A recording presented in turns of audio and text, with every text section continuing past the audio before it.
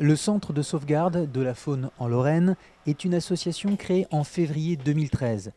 Depuis avril 2016, cette structure située à Valleroy a soigné environ 2300 animaux blessés.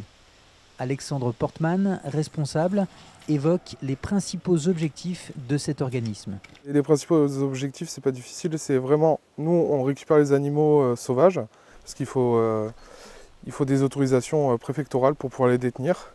On est les seuls sur la Lorraine à être autorisés à le faire.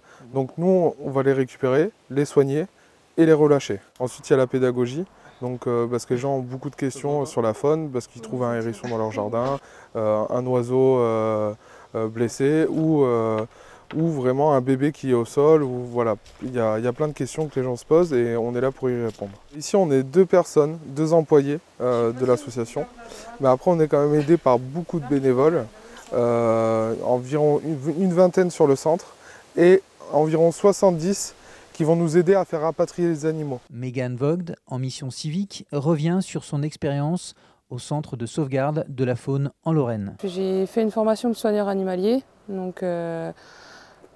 pour parfaire mes stages et autres que j'ai pu faire avant, je voulais avoir une expérience avec les oiseaux, parce que j'ai jamais trop fait de stage encore avec les oiseaux, et la faune locale. Les animaux qu'on a là ne sont pas habitués à l'homme, et du coup la manipulation, la contention, c'est une autre approche et il faut bien faire attention à tout. Quels sont les gestes à suivre lorsque l'on trouve un animal blessé ?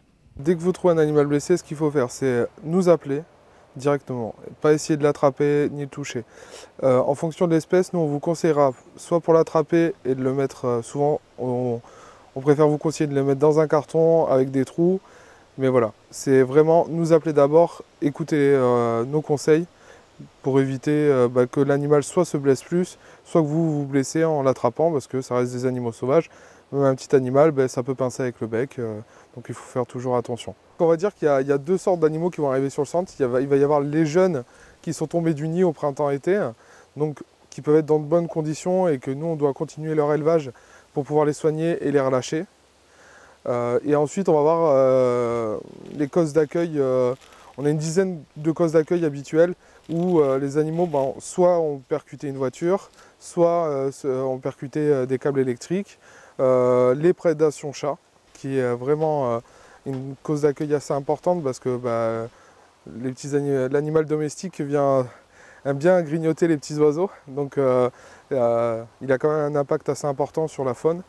Donc voilà. Et puis de diverses causes comme les chocs vitres aussi, parce que pour eux ça leur fait une continuité du ciel souvent, donc les oiseaux vont se percuter dedans, voilà. Quels sont aujourd'hui les besoins de votre association ? Donc les besoins sont financiers principalement, parce qu'on a besoin d'argent pour faire tourner l'association. Plus d'employés, ce qui va aussi avec la première, c'est-à-dire plus d'argent pour avoir plus de personnes sur la structure vu qu'on n'est que 2. Après, les besoins en bénévoles sont toujours importants.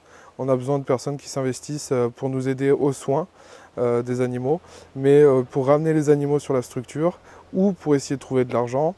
Voilà, et tenir des stands pour faire de l'animation auprès du grand public pour expliquer aussi ce qu'on fait ici sur la structure.